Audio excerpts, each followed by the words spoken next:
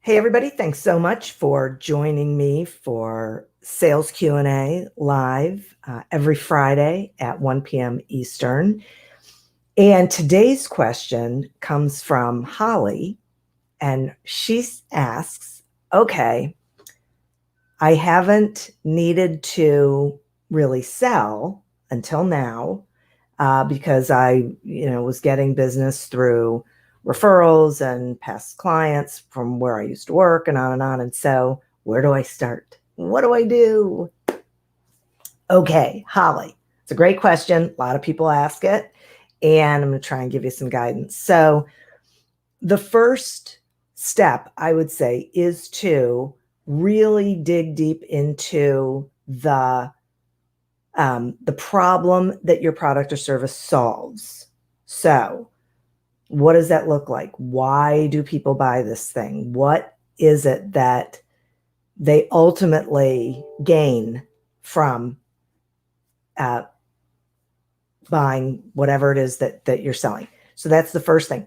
Then once you have real clarity around, okay, this is the problem it solves, that then tells you or can tell you who it solves the problem for. So who has that problem? Who might have that problem? Who typically has that problem? And it can be like more than one target market. That's okay. Typically there are more than one target audiences for what you have to sell. The companies or the people in your target market may or may not need what you sell. They may not have the problem. They may have already gotten a solution. They may be dealing with it internally. There's all sorts of what ifs, okay?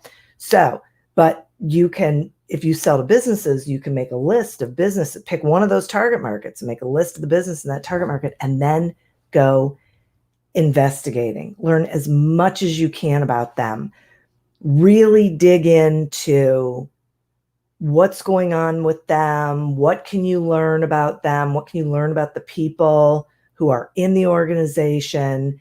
Because that will then help inform how you can do outreach. And one of the other things that you're researching is, do you know anyone who can introduce you to that company? Maybe they know someone who works there. Maybe they work there.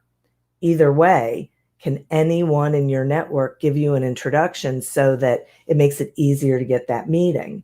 And remember, you're not going for a sale, you're going for a meeting. You want to have a conversation with someone at that organization to identify whether indeed they have a need for what you sell, and if it makes sense for you to be the individual organization who provides that for them. So, it's step by step. You start with value. Once you know that, you ask yourself the question, who is it valuable to? It's not everybody, but there will be target markets. Then within those target markets, you can't assume that everyone in the target market wants it, needs it, or that you're going to want to do business with them. So the next step is to do your investigation, do your research, learn as much as you can, and then you do outreach. And each one of these steps goes on your calendar as an activity, so you're sure that you're doing it. You don't have to do huge volumes. You can do a little bit every day.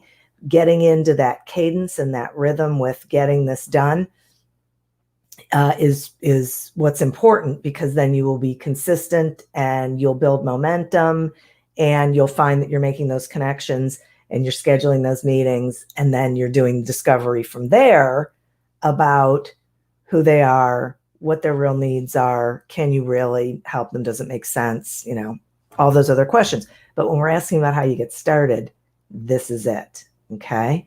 You just really drill down, really make sure that you understand who potentially needs what you offer. Now, if you sell to consumers, it's a little different. You still have to identify the value. You still have to figure out then who it's valuable to.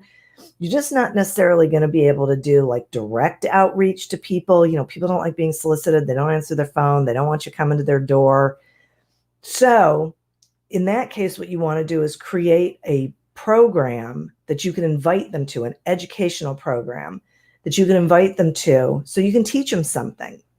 And that's it. That's your motive, to teach them something that's related to what it is you sell, so that you can start interacting with them and engaging with them on a human level, and they can get used to you.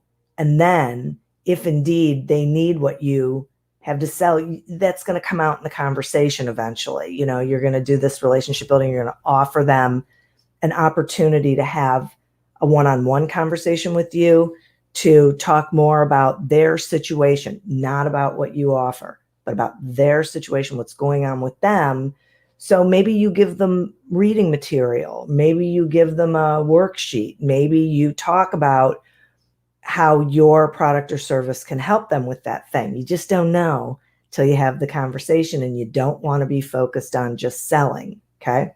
You want to build the relationships, you want to create the trust and the comfort, and you want to make sure that you're really talking to people who potentially have a need or a desire for what it is you sell, but don't assume that they do, because you don't know until you start asking the questions. Now, there are more answers to a lot of sales questions in my book, Succeed Without Selling, which you can get at Amazon. The link is there, or any place books are sold. There's also a free chapter on my website you can download and read before you go to get a copy. And you know what? If you have other questions about the sales process or anything involved in the sales process, shoot me an email, message me on one of my social platforms, tell me what your question is, and then tune in to see what the answer is on a Friday afternoon. Until then, thanks so much for joining me. I hope this was helpful, and we will see you next week.